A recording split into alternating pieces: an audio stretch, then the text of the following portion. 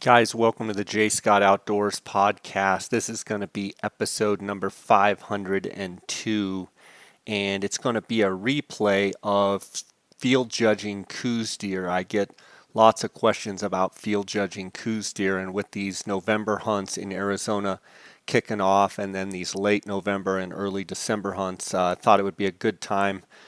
This is from a couple of years ago. I hope you enjoy it. Guys, I want to thank the sponsors of this podcast, and I want to thank you guys as well. The sponsors, the title sponsor is GoHunt.com, the gear shop, the optics department. My friend Cody Nelson, the glassing guru, is the optics manager at GoHunt.com gear shop.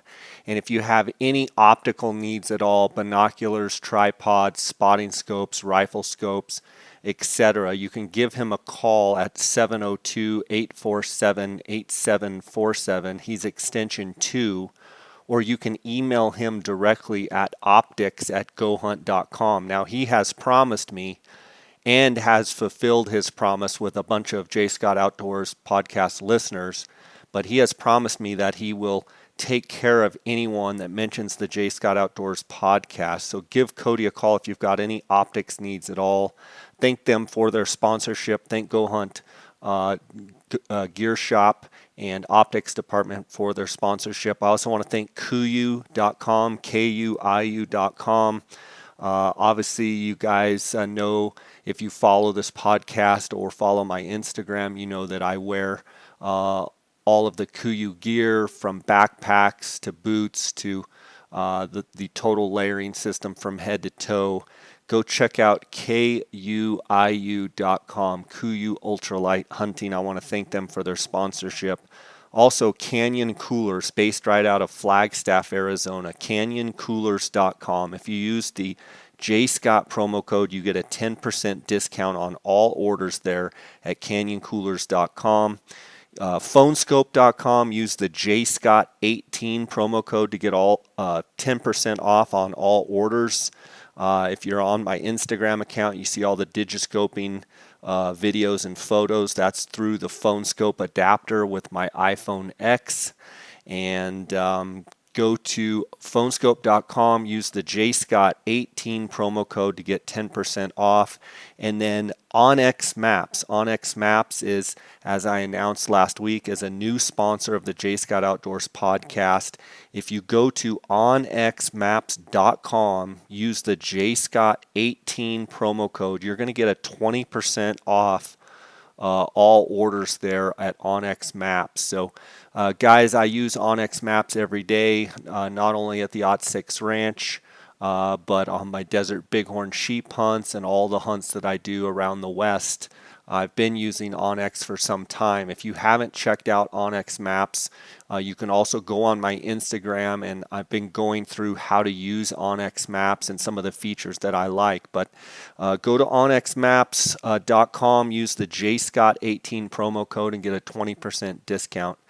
Guys, I want to thank you for your support of this podcast. Let's get right to this episode. And please, if you have any questions, comments, or anything on your mind, you can send me an email at jscottoutdoors@gmail.com. You can also send me a direct message on my Instagram. That's at jscottoutdoors.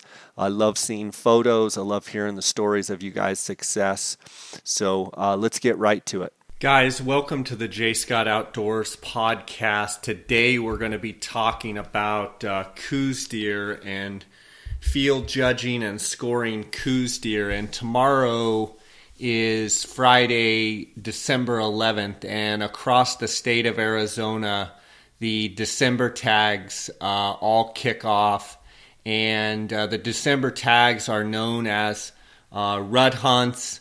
And I would say that the last 5 days of the December hunts, it's common to see rutting activity. I know that this weekend we're scheduled to have a cold snap come in, and more than anything, I think cooler weather provides for better environment for deer to be active and moving around. I also think moon has something to do with it. It's going to be a dark moon. We're in a dark moon phase right now. So wouldn't be surprised if this weekend the people that have December tags across Arizona are going to have a pretty darn good atmosphere to find some bucks. I wanted to go over, I've had quite a few requests for Coues deer field judging, and I've had great response to a couple of the other Coues deer tactics episodes that I've done. And actually, you're going to have me alone on this episode. I just figured it was a lot of information that I needed to get out there, and so you're stuck with me, guys. But we're gonna go through. I've been working on an article for GoHunt.com for judging Coues deer, and so we'll just dive into it. And after this episode, if you've listened to it and you have questions, please feel free to email me at jscottoutdoors@gmail.com. I'll do my best to answer your question the best that I could. I recently just got an email from a fellow J. Scott Outdoors podcast listener who is got a December tag in his pocket. And one of the questions that he asked me is he has a December Coues deer tag. He says, I've been listening to your podcast. It's one of my favorite things to listen to when I'm on the road. I'm leaving to chase Coues deer for the first time and wondering if you have some idea on what gear to bring. I've got my Outdoorsman's tripod and panhead, Swarovski 8x42s, Swarovski 12x50s, and a Swarovski ATX 95. Would you leave the 8x42s at home and just use the 1250s? One of my buddies has the new SLC 15x56 and said I could use them. Should I swap them out for my 12s, or am I just fine with the 1250s? It's a great question, and I get it a lot. I would say wear the 8-power binoculars around your neck. I would stick with the 12x50 binocular by Swarovski as the mounted binocular that you're going to use on your Outdoorsman's tripod. I do have both the 1250 and the 15x56, and I absolutely love them both. If it is your first time chasing Coues deer, I think your field of view is going to be better with the 1250s. So I think in this particular case, 1250s, you're going to pick up a few more deer that maybe you wouldn't with the extra 3 power on the 15x56. I think if this gentleman was a way more advanced expert Coues deer hunter, I think that extra 3 power is pretty sweet at times. When depends on the terrain that I'm hunting. If it's real detailed glassing, the extra 3 power is great. If it's a lot of panning, then I like that wider field of view with the 1250s. And then with his spotting scope, in my mind, the Swarovski 95 millimeter with the 30 to 70 ocular lens with the 95 millimeter objective. I have not looked through a better spotting scope. Originally, I got the ATX and just couldn't get used to the angled eyepiece. I got the angled because I was using it for a lot of digiscoping and ended up switching the ATX out for the STX. The straight angled is ATX and straight is STX, and have had great success digiscoping with the TLS APO adapter made by Swarovski and my Canon SL1 camera body. On the STX, the straight 95 millimeter, there is not a finer spotting scope in my mind than that one that the guy that wrote in the question is asking about. Phenomenal spotting scope. Guys, let's get right to the meat of this article, and I look forward to hearing from you guys. I know a lot of guys that are listeners have emailed that there's a bunch of December tags in your pocket. So go out there and enjoy it. Have a great time. Be patient. Don't expect a lot of rutting activity until after Christmas. Usually the last 5 days, but more specifically the last 2 or 3 days, usually you get quite a bit of rut. If you're hunting in central Arizona units, you may get it around, maybe a little bit right before Christmas. It seems like the further south you go, the later the rut is. So let's get right into it. As a hunter and outfitter, in my mind, there's nothing more fun to hunt than big Coues deer bucks. Coues deer can be very exciting animals to hunt because of their wary nature and ghost-like qualities. I've been fortunate to have harvested and been involved with many record book animals, Coues deer bucks being harvested. My partner Dar Colburn of Colburn and Scott Outfitters and I use two methods to field judge Coues bucks. First is the estimating actual measurements and the estimated shortest points. And if you guys have listened to my elk field judging, I believe it's episode 50 and 51. It's a very similar method there. Hopefully these two methods will help your field judging for the upcoming season. Please review the charts, which we're going to go over here verbally, guys, to get a feel for the numbers. We often use certain size bucks. These numbers are instrumental for quick field judging. One of the things that's helped my field judging guys the most is actually measuring with the tape every antler I can get my hands on. The minimum net score in order to qualify for Boone and Crockett record book is 110 for typical bucks and 120 for non-typical. Let's dive right into estimating actual measurements. There are four aspects or categories that are important while field judging and trying to determine a Coues buck score. In the order of importance, in my mind, they are point length, main beam, length, mass, and inside spread. Point length, main beam length, mass, and inside spread. The first and most important aspect to look for is point length. In my mind, you have to have long points in order to have a record book buck. Long points are mandatory in order for a buck to reach the record book. The second most important aspect is length of main beams. A buck must have a good main beam in order to score high. Mass is the third most important aspect of a buck's score, then the inside spread. You hear a lot of people talk about, oh man, the buck was really wide or the buck was narrow. When you break down the amount of percentage per category, point length, main beam, mass, and inside spread is the very least. I would rather someone say, hey, I've got a buck with very long points and long main beams, and you've perked my interest. That's going to be a pretty good buck. When looking for a buck that would qualify for Boone and Crockett record book, usually one category weakness can drop you below the required trophy book minimum.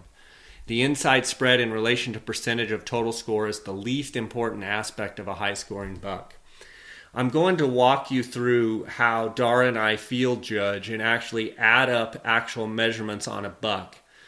For our example, let's assume we are looking at a buck that's between 110 and 15 inches.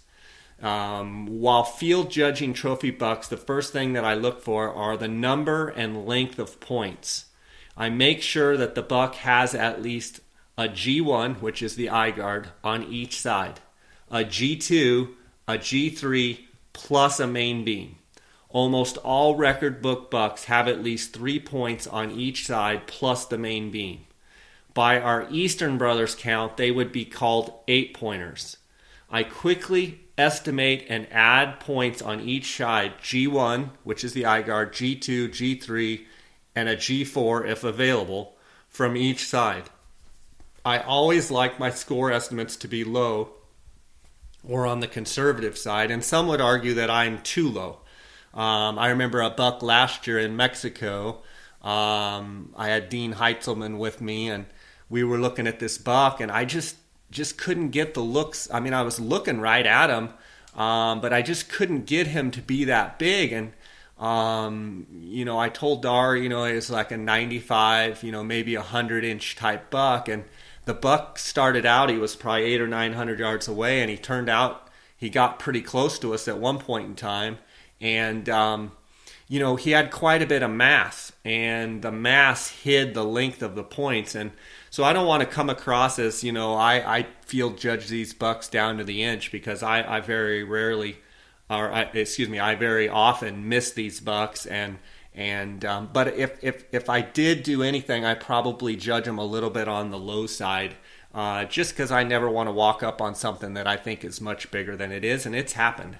So it's burned me before, and maybe that's why I'm a little bit gun shy. Keep in mind, when you get bucks that have G4s and G5s that are matching lengths, your score will grow dramatically. Back to our example buck, the buck we are judging has a left side, has a 3-inch G1, an 8-inch G2, and a 7-inch G3 for a total of 18 inches of point length on the left side.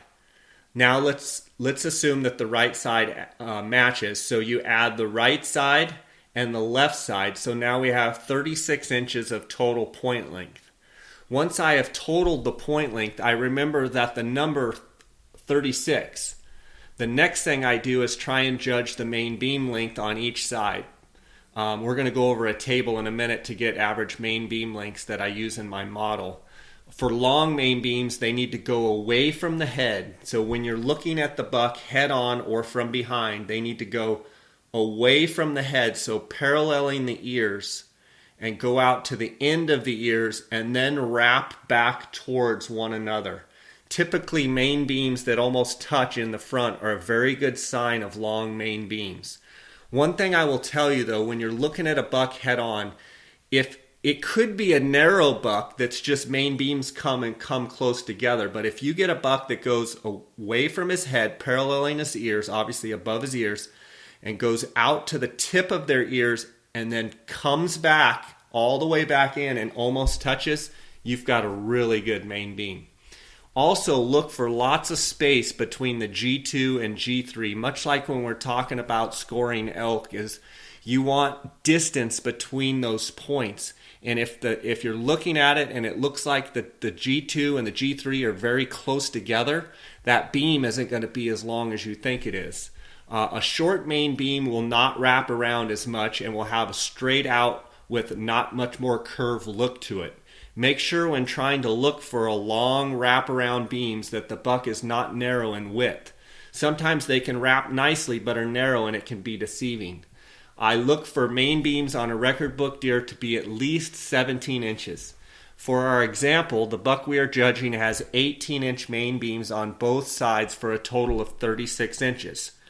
Next, I add my point length total. So remember, we had 36 inches on my point length total. We have main beams of 36 inches, which is 72 inches. Then I look at the mass of a rack. There are 4 measurements per side that make up the total mass measurements. So you have 8 total, but 4 per side. Again, I have some preset numbers that I plug into my model, and we're going to go over that in the chart.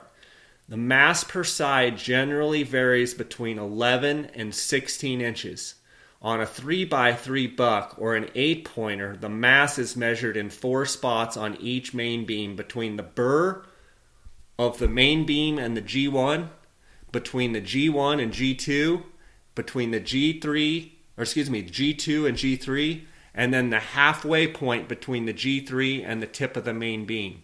When you have a 4x4 or a 10-pointer, you take the 4th mass measurement between the G3 and G4. Now, if you were to have a 5x5, you only get 4 mass measurements. So between the G3 and the G4, that would be the furthest out mass measurement you could take. Okay?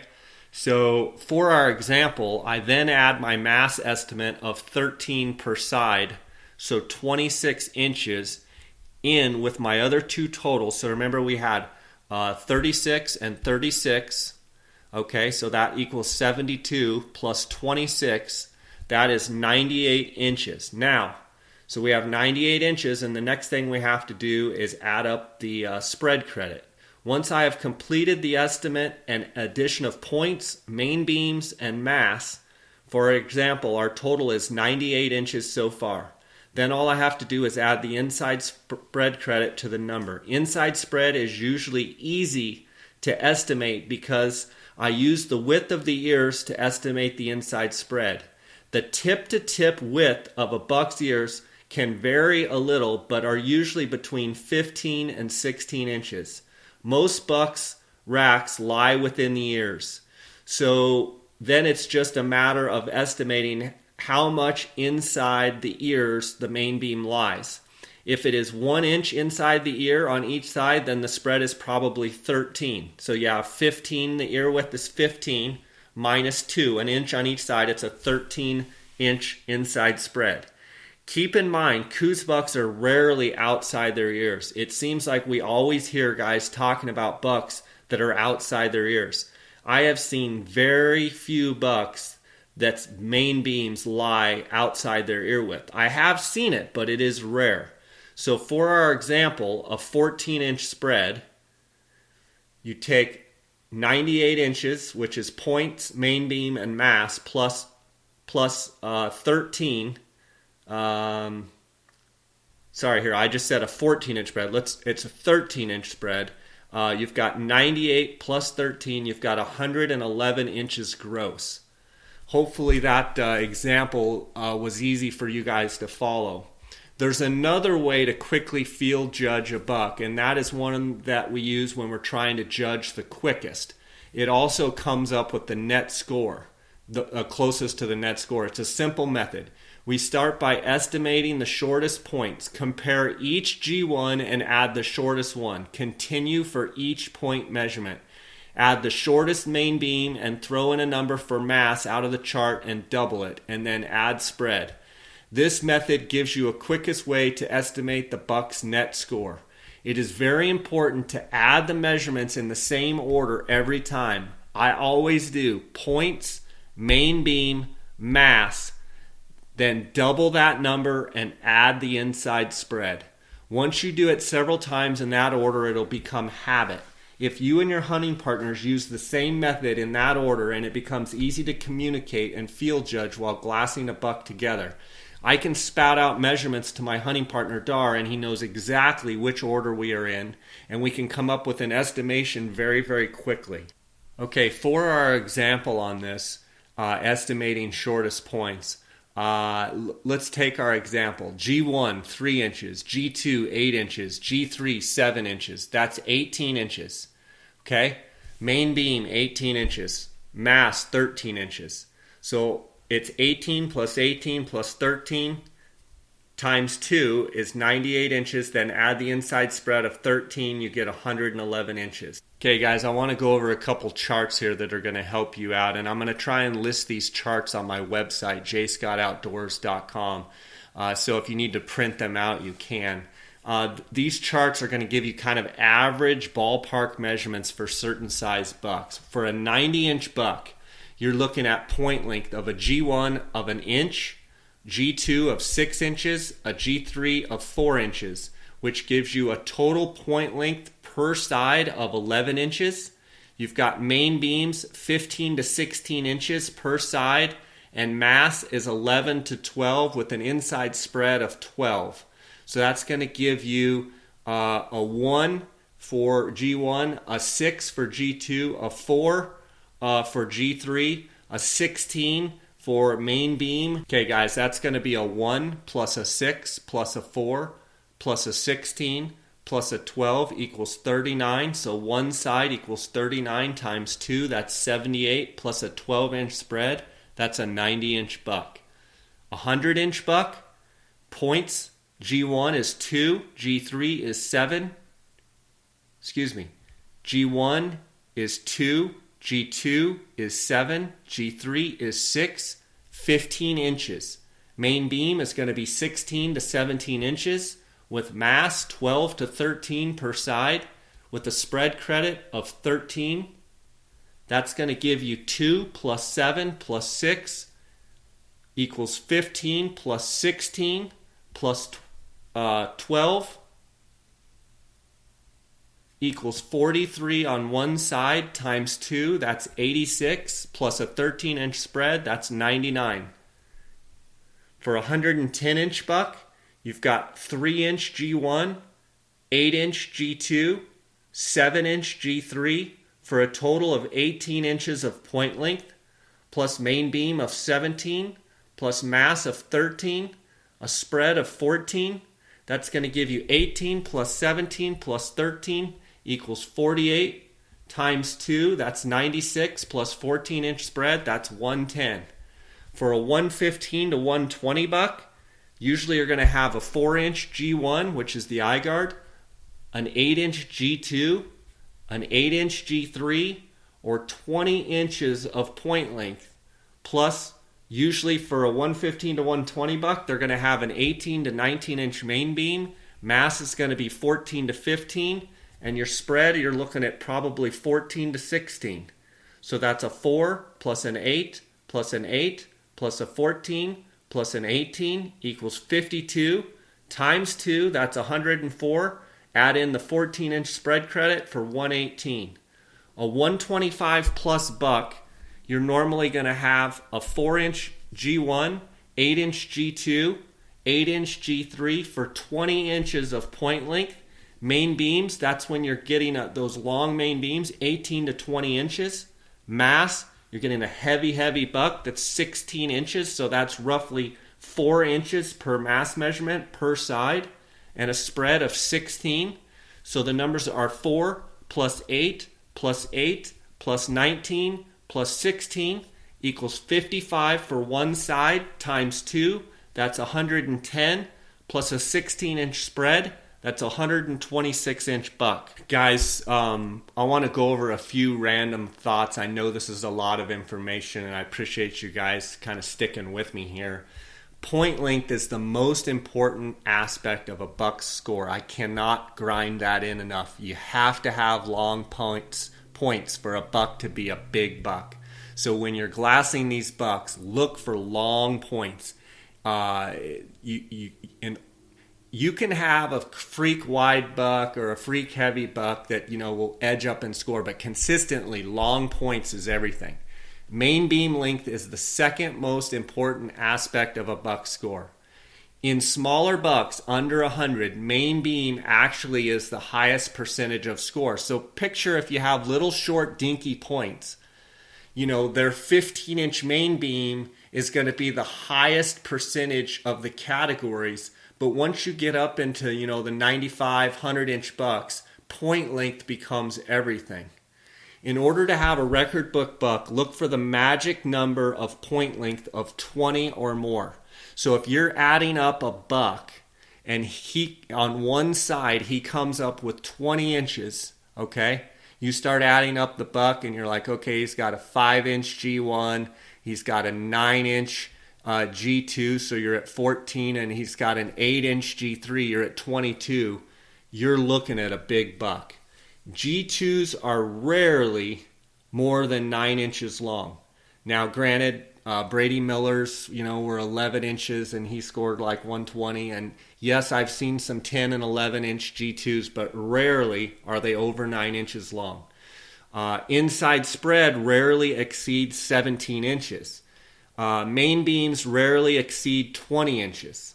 It's very rare for a buck to have over a 20-inch main beam. And honestly, pretty dang long is 19-inch main beam. So when you're trying to estimate your score, don't ever throw in 20 inches because that's like as long as you could possibly have for a main beam. Remember this, bucks without eye guards or G1s rarely make 110. A 110 buck, so a record Boone and Crockett record book buck usually has no weakness. It is important to have long points in order for a buck to score 100 plus inches. If a point or main beam looks short, then it probably is. If a point or main beam has some curve to it, then it's probably longer than you think. If a point or main beam is straight, then it's shorter than what you think it is. You look for main beams that wrap around and come close together in the front, but make sure it's not a narrow buck. Look for the wide buck with wrapping main beams and long points. When you find that, you're going to have a big buck. Narrow bucks usually mean short beams. When the buck is facing broadside, look for lots of space between the points. This means a long main beam. If points look long, make sure that they are not light, antlered, little skinny points. If they are skinny with little mass, then they are probably not as long as you think. So my example before on that buck last year that fooled me, he had tons of mass throughout his whole rack, not only in the areas where you take your circumference measurements, but all the points were heavy, and it kind of hid the length. On the contrary, if you have skinny points that look really long, they might not be as long as you think because of how skinny the rack is. So keep that in mind. If the points carry lots of mass, they will look shorter than they are.